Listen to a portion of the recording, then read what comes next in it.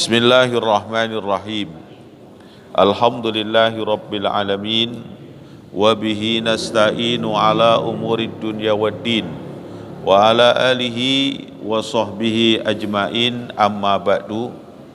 Hadirin wal hadirat jamaah salat subuh rahimakumullah. Alhamdulillah, dengan izin Allah pagi hari ini kembali dipertemukan dalam keadaan sehat wal afiah, dalam ketetapan iman, Islam dan ihsan, dan istiqomah dalam melaksanakan perintah Allah dan Rasul.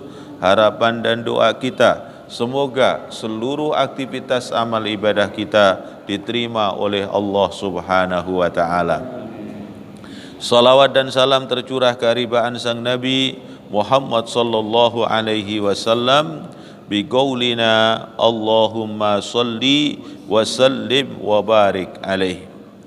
Hadirin wal hadirat jamaah sekalian rahimakumullah, pembahasan kita melanjutkan tentang sifat khatamuhu, yakni cincinnya Nabi kita Muhammad sallallahu alaihi wasallam. Kita membahas tentang apa yang dipakai Rasulullah, apa yang dimiliki Rasulullah sallallahu alaihi wasallam, dan ini adalah bagian dari amaliyah sunnah di saat kita berusaha untuk mengamalkan atau menggunakan sebagaimana yang dicontohkan oleh Nabi kita Muhammad sallallahu alaihi wasallam. Kana khatamuhu, atau dibaca khatimu, kana khatamuhu Rasulullah sallallahu alaihi wasallam min warakin wa kana fassuhu habasyian. Jadi Nabi Muhammad sallallahu alaihi wasallam mempunyai cincin, kemudian cincin ini terbuat min warak. Warak ini adalah min fiddah, ya, dari perak, ya, dari perak. Jadi Rasulullah sallallahu alaihi wasallam menggunakan cincin atau mempunyai cincin, dan cincin itu adalah terbuat dari perak. Kemudian di dalam cincin itu terdapat batu atau batu akiknya, dan ini batu akik tersebut adalah disebut Habasyiyah, ya, dari Habasyah atau dari Habasyiyah, atau dikenal kalau sekarang Ethiopia, ya, di daerah sana. Ini adalah salah satu yang perlu kita fahami, kemudian juga kalau kita mampu untuk mengamalkannya.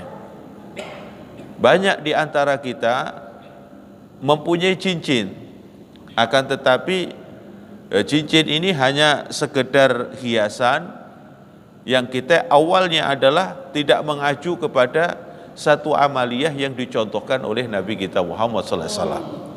Setelah kita membaca sejarahnya, kemudian kita nanti bisa ittiba, mengikuti bahwa kita menggunakan cincin ini mengambil bagian amaliyah sunnah yang dicontohkan oleh Nabi kita Muhammad sallallahu alaihi wasallam.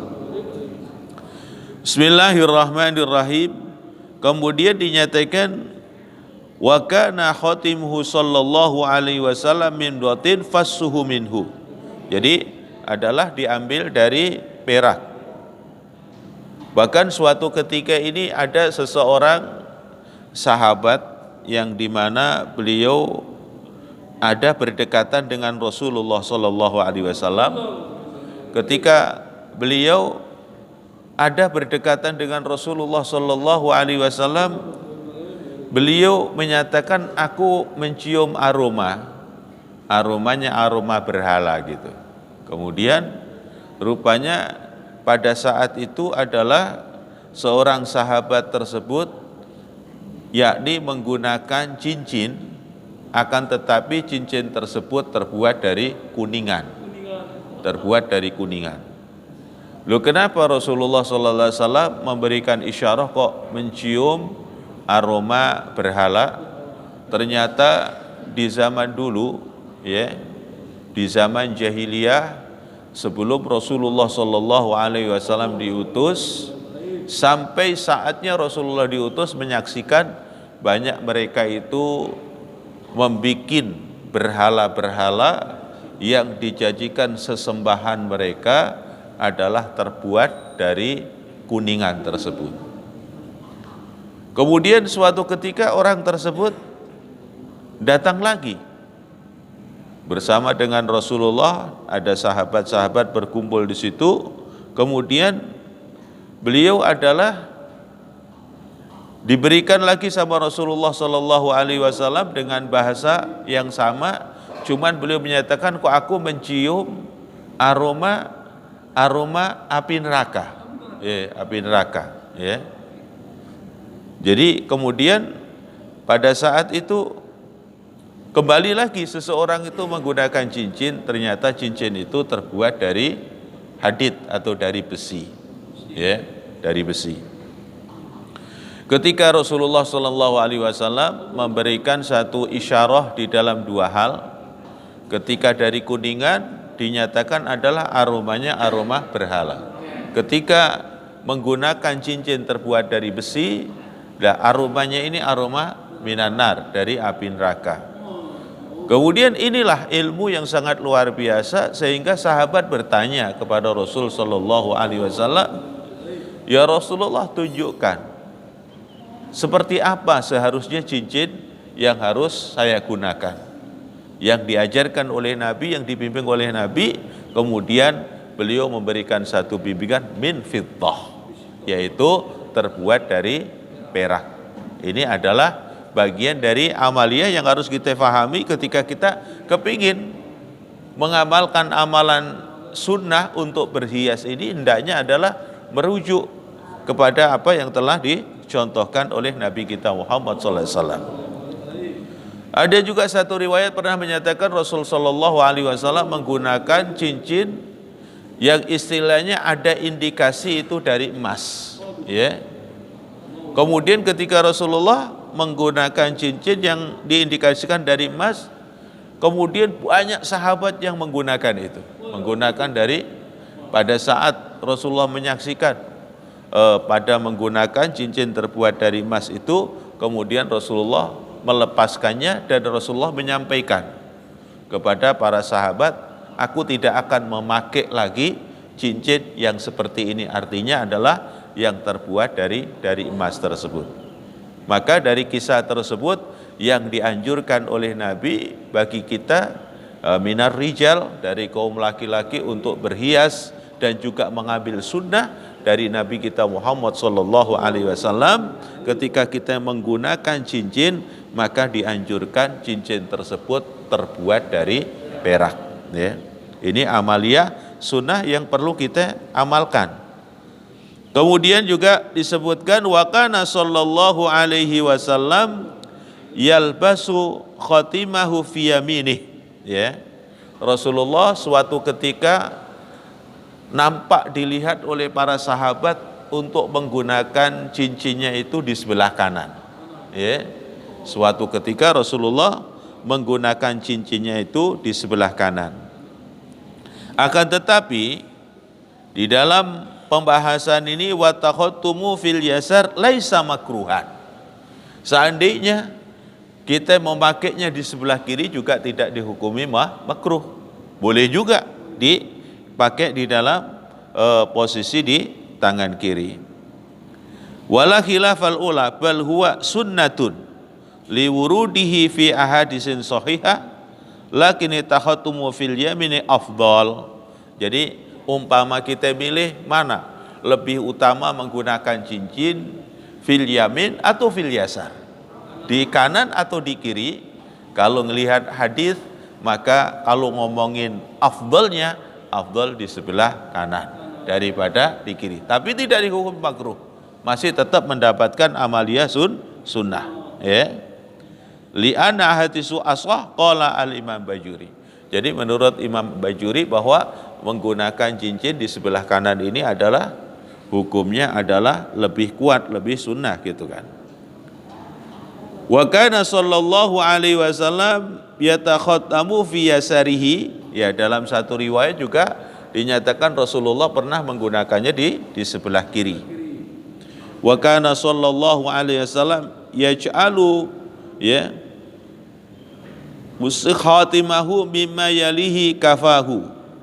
Kadang-kadang Rasulullah sallallahu alaihi wasallam menggunakan cincin itu kemudian hiasan batunya itu dibalik Pak, jadi dihadapkan ke sini, jadi ke telapak tangan dalam, jadi bukan ditaruh di suatu ketika dibalik. Jadi di sini hanya ikatannya kelihatan dari peraknya, kemudian yang hiasannya itu yang dari batu Habasyah itu adanya di dalam suatu saat seperti itu.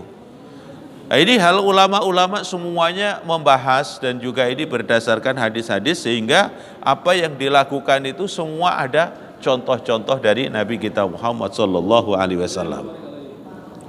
Wa kana naqsu khatami Rasulillah sallallahu alaihi wasallam Muhammadun satrun wa rasulu satrun wa Allahi satrun. Kemudian di dalam cincinnya Nabi tersebut terdapat ada 3 tulisan, ada terdapat 3 tulisan. Ada tulisan, yakni disebutkan tulisan tersebut lafadznya adalah Muhammadun, Rasulun, kemudian Allah. Jadi kalau kita lihat dari beberapa contoh mungkin di museum masih ada di Turki dan lain sebagainya, atau mungkin sekarang banyak juga beredar ini adalah sebuah gambaran seperti cincin Rasulullah, artinya duplikat orang membuat cincin atau jual cincin, mengambil dari sejarah ini kemudian bikin duplikatnya, Jadi tulisannya itu nanti ke atas Pak, jadi yang paling bawah itu Muhammad, Jadi tulisannya itu berbaris, posisinya adalah ke atas gitu, Jadi yang paling bawah tulisannya adalah Muhammad, kemudian naiknya adalah Rasul, kemudian Allah. Jadi kalau baca dari bawah Muhammad Rasulullah, itu tulisannya seperti itu. Dan ini nanti Bapak akan ditemukan satu adab yang diajarkan oleh Nabi juga. Kalau misalnya Bapak misalnya punya cincin, tapi di dalam cincin tersebut tidak ada tulisannya sebagaimana yang ada digambarkan tadi. Akan tetapi Rasulullah SAW juga memberikan satu bimbingan kepada kita di saat kita mengambil bagian sunnah menggunakan cincin tersebut. Salah satu di antaranya yang diajarkan Nabi, di saat kita mau berwudu itu cincin dilepas dulu. Kenapa? Di antaranya kalau punya Rasulullah pada saat itu karena ada tulisan itu, ada tulisan Muhammad Rasulullah. Kemudian kalau kita hikmah kita harus melepaskannya, karena di saat kita wudu takutnya istilahnya iketannya itu yang dari perak tersebut yang melingkar di jari kita itu takutnya adalah menjadi penghalang di saat kita berwudu, atau pada saat posisi kita pakai kemudian pas tangan kita berkeringat gitu. Kemudian takutnya itu menjadi ada beberapa kotoran yang tersimpan di dalamnya, maka itu diantaranya ketika kita menggunakan cincin, ikutin apa yang dicontohkan Nabi di saat kita mau berwudu, yaitu dilepaskan. Hadirin jamaah sekalian rahimakumullah, dan juga hikmah yang didapatin dari apa yang dilakukan Rasulullah, dicontohkan Rasulullah. Cincin yang dimiliki Rasulullah itu juga berfungsi sebagai khotamun, artinya adalah sebagai stempel. Jadi Rasulullah punya cincin itu juga ada fungsinya sebagai stempel. Diriwayatkan adalah anna Nabiya sallallahu alaihi wasallam kataba ila Kisra wa Qaisara wa Najasi, Jadi ada beberapa pemimpin-pemimpin pada saat itu, penguasa-penguasa, ada Raja Kisra, kemudian Kaisar, wa Najasi, wa qila lahu innahum la yaqbaluna kitaban illa bi khatamihim. Karena adalah mereka-mereka juga tidak akan menerima kiriman-kiriman surat kalau surat itu enggak resmi. Salah satu resminya surat itu mesti ada stempel. Ada stempel.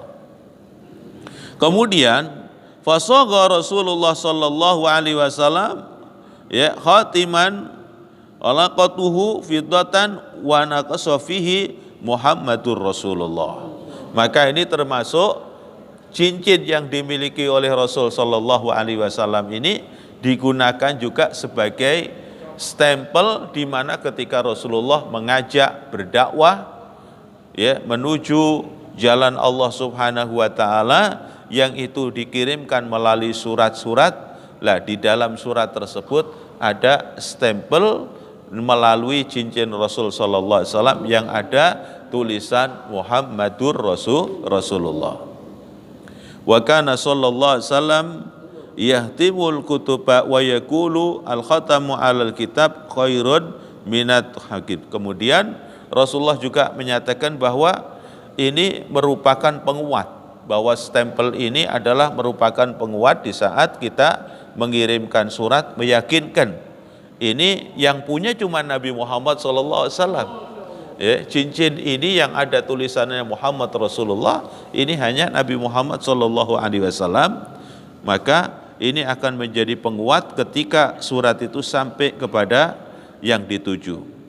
Wa Ibnu Umar radhiyallahu anhuma qala ittakhadha Rasulullah sallallahu alaihi wasallam khatiman min dahabin wa kana yalbasu min yaminihi wa takhadha an-nas khawatima min dahabin fatarahahu wa qala la albasu abadan fatarahan nasi khawatimahum.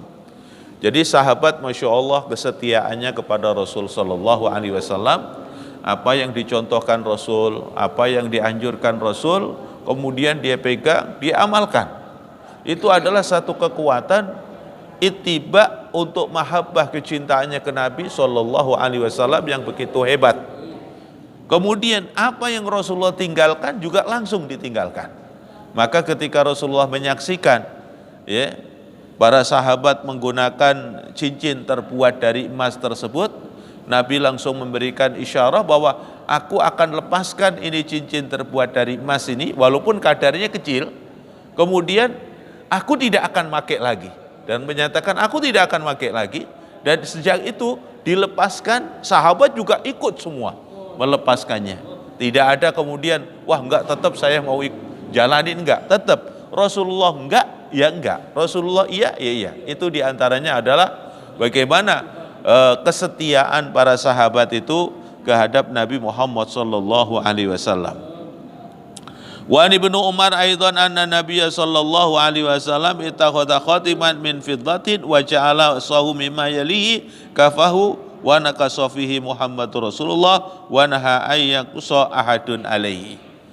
Dan juga cincin yang diukir dengan sebuah nama yang agung Muhammadur Rasulullah ini para sahabat-sahabat diberikan tidak boleh untuk mengikuti.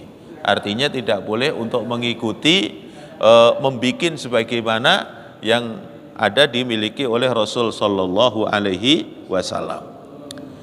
Bahkan ya, cincin yang dimiliki Rasulullah sallallahu alaihi wasallam ini pernah suatu ketika ya dibawakan oleh Rasulullah kepada salah satu sahabat di waktu perang Badar yang diberikan oleh Allah bil barokah. Itu artinya sama Rasulullah memang dipinjamkan gitu Pak, dipinjamkan, itu menjadikan asbab keberkahannya, diberikan kemenangan ya. Disebutkan adalah Mu'aqib huwa min ahlil badri wa kana yali khatamul Mustafa sallallahu alaihi wasallam wal khulafa min ba'di. Kemudian cincin ini Bapak setelah ini kemudian diberikan oleh Rasulullah kepada beberapa sahabat yang akhirnya adalah beliau mendapatkan kedudukan untuk menjadi khalifah pengganti Rasulullah. Makanya kalau kita mengambil sejarah-sejarah dari ahli sunnah wal jamaah bahwa isyarah-isyarah tentang khalifah yang diangkat pada saat itu sudah melalui proses isyarah-isyarah dari Nabi kita Muhammad sallallahu alaihi wasallam. Karena ada kan satu pemahaman bahwa dianggap bahwa Sayyidina Abu Bakar Siddiq, Sayyidina Umar, Sayyidina Utsman, Sayyidina Ali, lah dari 4 khalifah itu diantaranya yang 3 itu dianggap oleh sekelompok sebagian umat Islam dianggap apa? Dianggapnya itu tidak sah. Ada sekelompok yang menuduh tidak sah. Padahal hakikat sejarah menyatakan bahwa Rasulullah SAW sejak awal ketika itu memberikan isyarat. Pada saat Rasulullah dalam kondisi sakit, yang diperintahkan untuk menggantikan Rasulullah menjadi imam siapa? Sayyidina Abu Bakar Siddiq. Ya. Sampai sahabat-sahabat yang lain menyatakan, ya Rasulullah, kenapa mesti Sayyidina Abu Bakar Siddiq? Sayyidina Abu Bakar Siddiq itu boleh dikatakan laki-laki yang terlalu lembut, ya, hatinya terlalu lembut. Jadi banyak boleh dikatakan banyak menangis, ya, karena kelembutan hatinya Sayyidina Abu Bakar Siddiq. Jadi ketika Sayyidina Abu Bakar Siddiq misalnya mendapatkan perintah, engkau diperintah Rasulullah untuk menjadi imam, menggantikan Rasulullah karena Rasulullah sakit, itu gak jawab iya, tapi justru nangis duluan. Jadi ketika mendengar khabar kondisi Rasulullah, karena memang saking lembutnya hatinya Sayyidina Abu Bakar Siddiq radhiyallahu anhu. Wa an Abdullah bin Umar radhiyallahu taala anhuma qala ittakhadha Rasulullah sallallahu alaihi wasallam khatiman mubarak wa kana fi yadihi summa kana fi yadi Abu Bakr. Ini cincin ini awalnya adalah Rasulullah yang memegang, yang digunakan juga stempel ketika Rasulullah mengirim surat ke beberapa penguasa untuk diajak menuju jalan Allah. Kemudian pada saat Sayyidina Abu Bakar Siddiq diangkat sebagai khalifah, maka cincin yang ada tulisan Muhammad Rasulullah ini ada di tangannya Sayyidina Abu Bakar Siddiq. Jadi seolah sudah ada satu isyarat dengan pengangkatan Sayyidina Abu Bakar Siddiq itu dengan memegang cincin dari Nabi kita Muhammad sallallahu alaihi wasallam. Kemudian wa fi yadi Umar. Kemudian pindah ke Sayyidina Umar radhiyallahu an. Summa kana fi yadi Utsman hatta waqa'a fi bi'rin Arisyah. Ya. Kemudian sampai suatu saat ini cincin itu jatuh di satu sumur, ya, yang dikenal dengan Bi'ri Arisyah, ini di masa Sayyidina Utsman bin Affan. Jadi khalifah ketiga, ketika khalifah ketiga.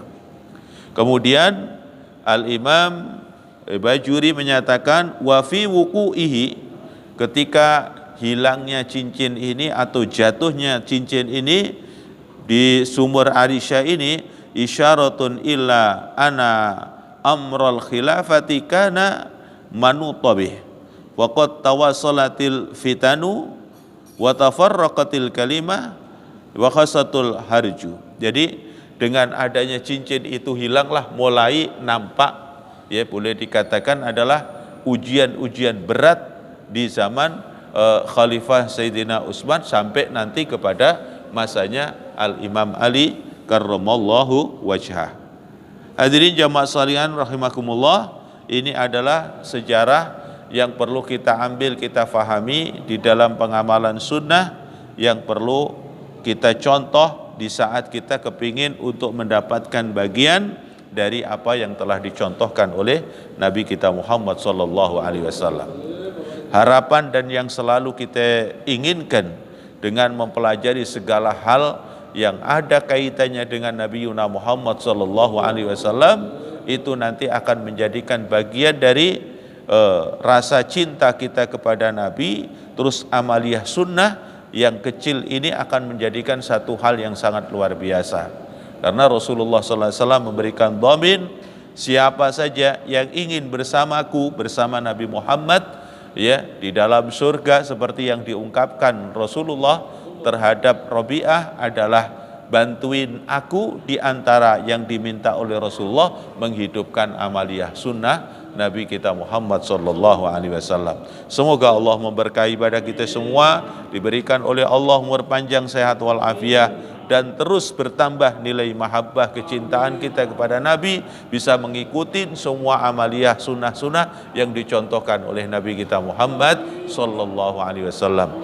Ya arhamar rahimin, farij 'alal muslimin. Allahumma arzuqna ilman nafi'ah wa rizqan halalan thayyiban mubarakan fih. Allahumma arzuqna ziyaratal Makkah wal Madinah. Allahumma arzuqna ziyaratal Makkah wal Madinah. Allahumma arzuqna ziyaratal Haramain. Allahumma la tada' fi majlisina hadza dzamban illa ghafartah wa la hamman illa farajtah wa la maridan illa syafaitah wa la dainan illa qadaitah wa la hajatan min hawaijid dunya wal akhirah illa qadaita wa yassartaha ya arhamar rahimin. Rabbana atina fid dunya hasanah fil akhirati hasanah wa qina adzabannar. Wa sallallahu ala khairi khalqi wa ala alihi washabbihi ajmain walhamdulillahi rabbil alamin. Wassalamu alaikum warahmatullahi wabarakatuh.